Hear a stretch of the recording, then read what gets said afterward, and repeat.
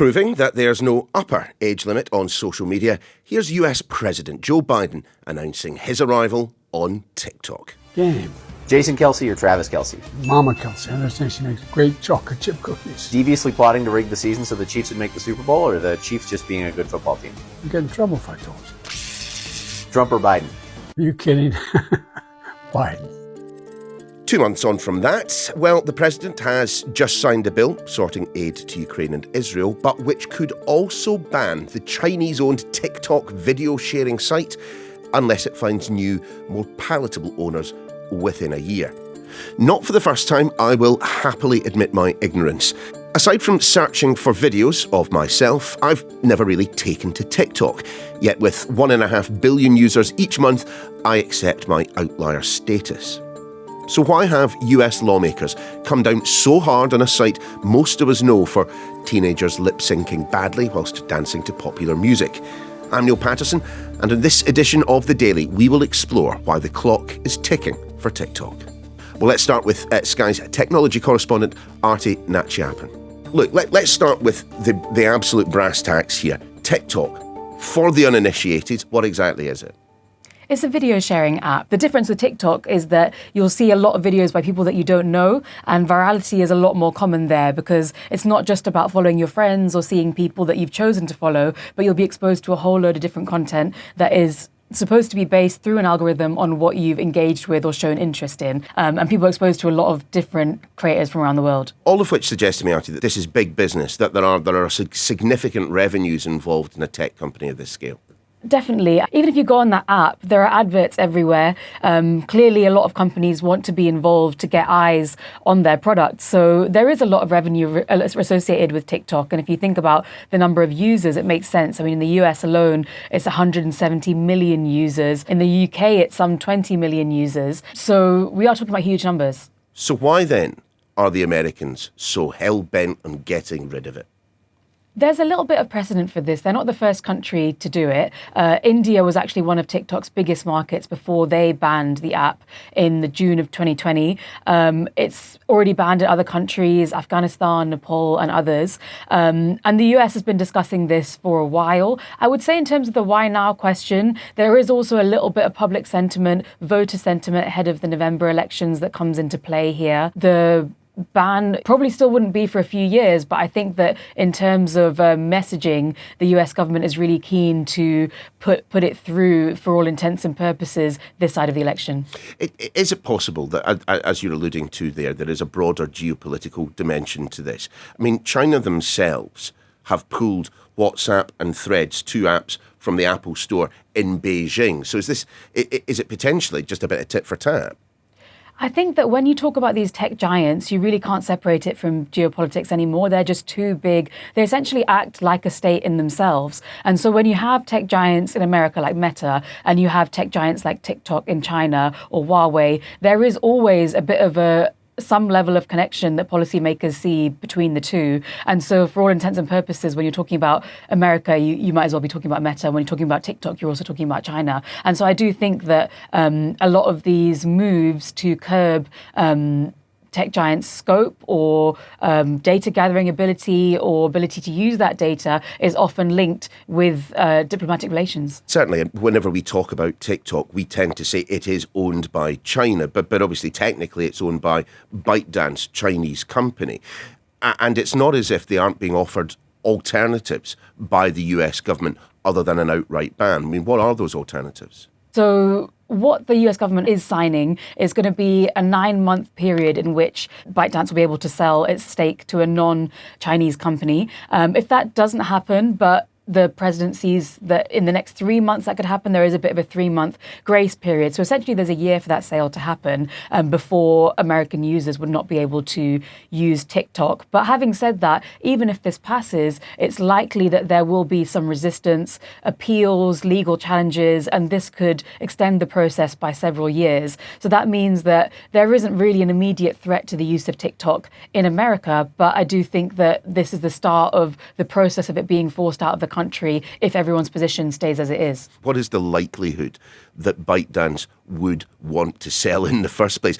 Because I suspect that there might be more than a few suitors. There has been speculation that some of the suitors would be some of TikTok's competitors, but again, that is just speculation at this stage. They've come down hard against the claims that they hand data to the Chinese government. They've said that their operations in China are very different to their operations in America, although different former employees have said different things about this. But the TikTok line has always been that data is protected, it's not shared with the government, and that they have no intention to sell on their stake.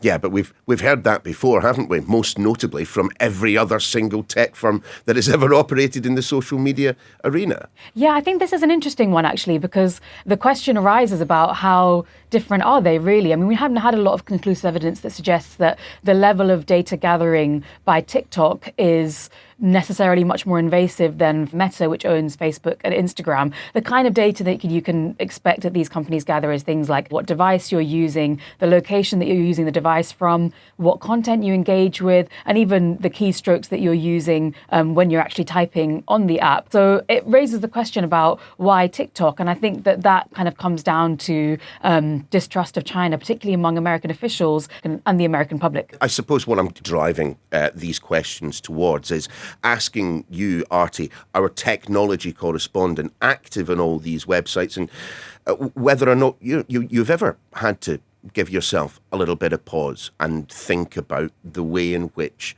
information about you, of all people, could potentially be being shared with others.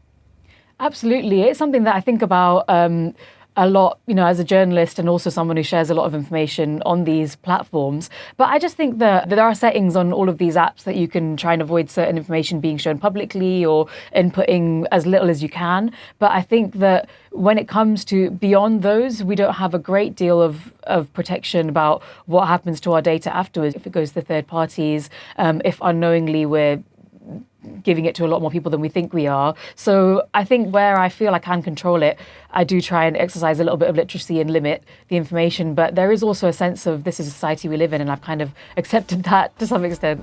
Artie, many thanks for joining us. Really appreciate it. After the break, we will be looking in more depth at the impact TikTok has had and the gap it would leave if banned. Back soon.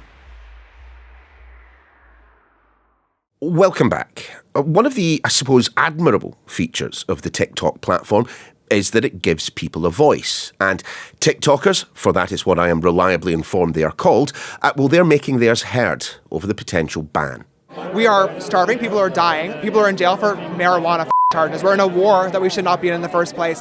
And TikTok is our most pressing concern? I don't think so. This app is so much more than just an app for dumb TikTok dances. So when I hear these elected officials literally mock and make fun of TikTok and its creators, I'm disgusted. But much as you might ask of my social media output, is anybody listening? Chris Stoker-Walker is a technology journalist and the author of TikTok Boom, the inside story of the world's favourite app. Chris, good to see you. Just explain the United States thinking. What does the US know that the rest of us don't? That's the killer question. It's one that we don't really know the answer to. Of course, we've had about a year of this wrangling over TikTok. Almost literally a year ago, actually, there was this big brouhaha around the European Union, around Canada, around countries like it, and also our own UK Parliament, where they said, actually, this is a little bit of a dodgy app. We shouldn't be putting it on our official phones. And back then, people from Sky News, people like myself and lots of others were asking questions of those authorities of saying, well, if something has changed and now you're really worried about this, what is that evidence? Can you show it to us? Can you share it with us? Because I want to know as well if there's an issue. And I think we haven't yet had that. And this is yet another kind of concerning step towards claiming this is some sort of national security risk. But there doesn't seem to be any evidence beyond trust us. This is a bad thing. You don't want to have this on your phone. If we put to one side national security concerns and just imagine that this is about the data mining that TikTok clearly would be able to do. I mean, we've been here before, haven't we? And we've seen it with every other social media platform, that there has been an ability for the owners of those organisations to take your data and sell it off to the highest bidder. We've all become really much more sceptical, post Cambridge Analytica, that moment in 2018 when we realized that actually some of the data that we give to Facebook could be used in ways that we didn't realize to maybe target us politically, to try and shift our perceptions and sway opinions. And since then, there's been this heightened awareness, I think, of the kind of dragnet of social media and the data that it gets from us. But the problem is that we seem to have misdiagnosed this issue as not one of big tech more generally, but we're saying actually the problem here is China. And you're quite right. You know, if we were to ban TikTok and if all of this was a deep state plot by the Chinese Communist Party to try and needle its way into our minds, and those are two pretty big conditional questions that are certainly far from being assured.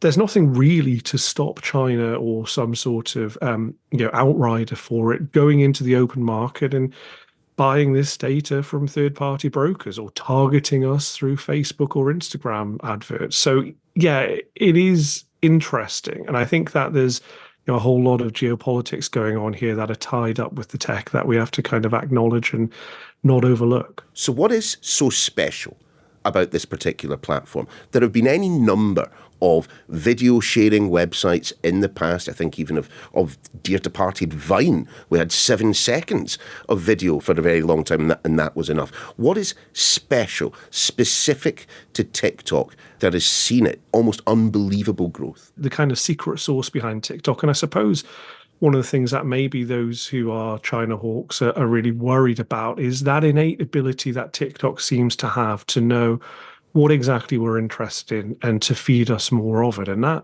comes from the algorithm. So this is kind of a different approach to previous generations of social media that would often rely on what's called the social graph. And the social graph is essentially you and I may share interests and you and I may have commonalities. We're both journalists, we're both interested, we're both kind of maybe slightly wonkish and a little bit kind of nerdy. Speak for yourself. Speak for yourself. Put words into your mouth, Neil. But yeah, and because of that, what you're interested in may also be somewhat what I'm interested in. And that was the way that social media used to work in the sort of grand old days. With TikTok, it's much different. It's tailored only to you. So TikTok uses that information on everything from kind of the split second that we decide to move on to the next video to whether we share it with our friends or whether we comment on it to get to know us better than we know ourselves. And with that comes a kind of almost addiction. So we spend more than the feature film length on TikTok every single day, the average user, and they can be quite obsessive. So that, I think, is why TikTok has proved quite so successful. Then there's also the business stuff. They're a big company backed by ByteDance, which has billions of dollars to throw at advertising campaigns. There's a huge economic consequence to it being removed from the US marketplace, isn't there? There is, and I caveat this, Neil, by saying we should always take these numbers with a huge grain of salt. But TikTok has put out data that suggests that they contributed something like $24 billion to the US economy in 2023. Now, probably not actually that much, but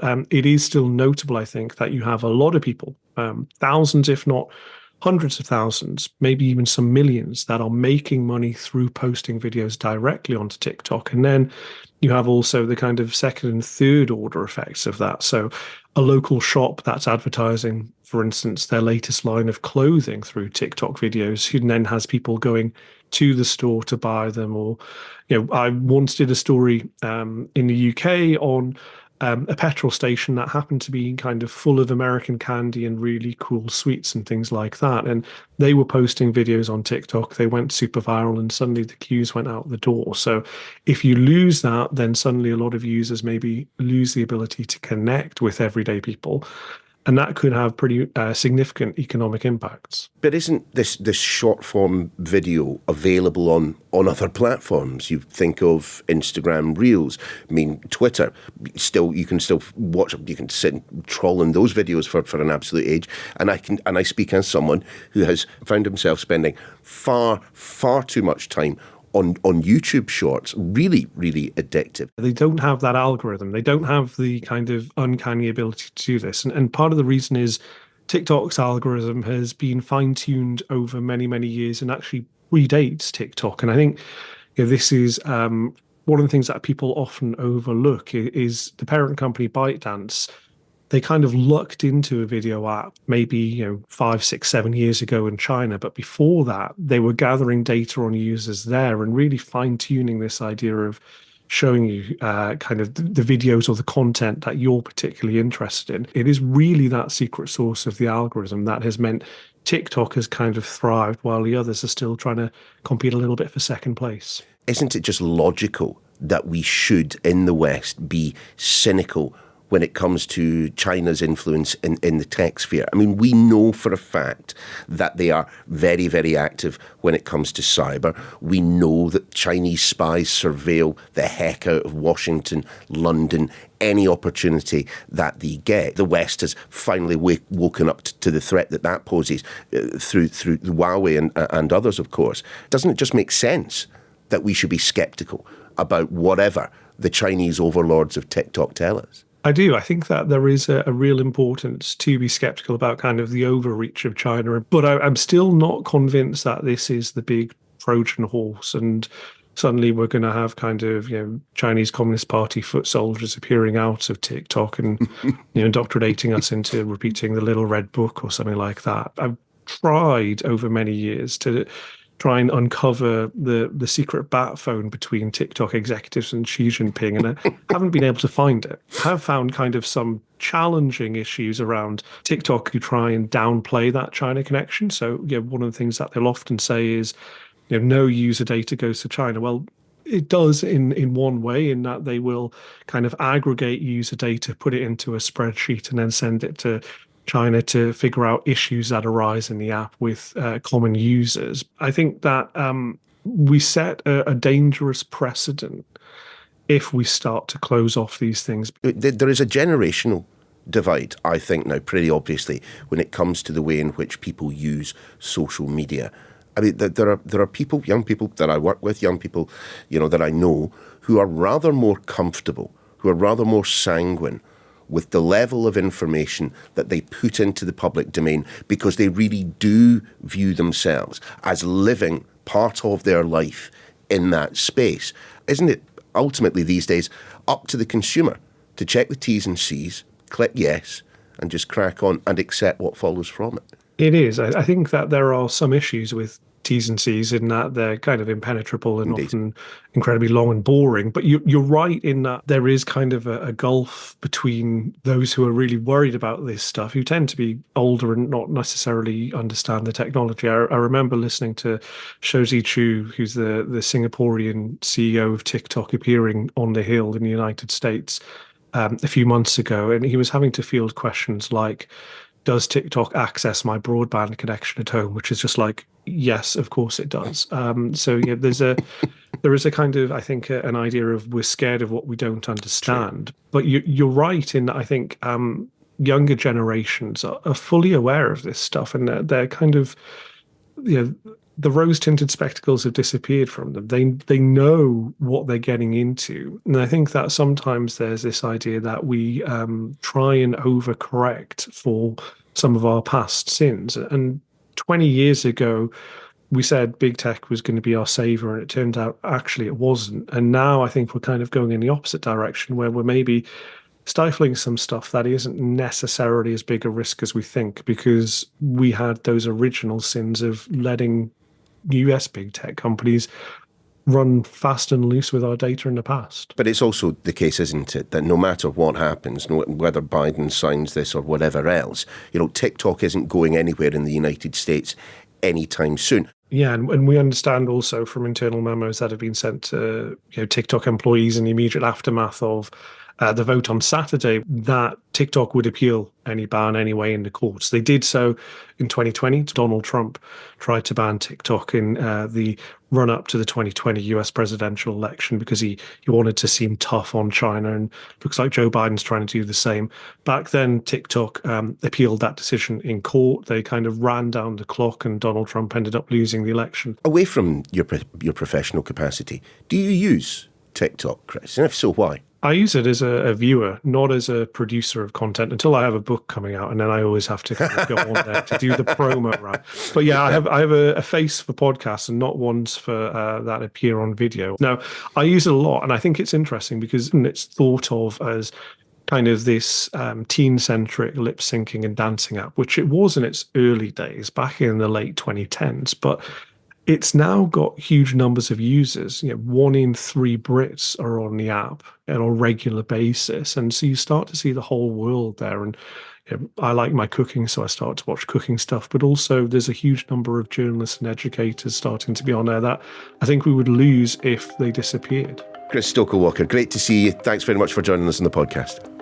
That's your lot for today. We'll see you again soon.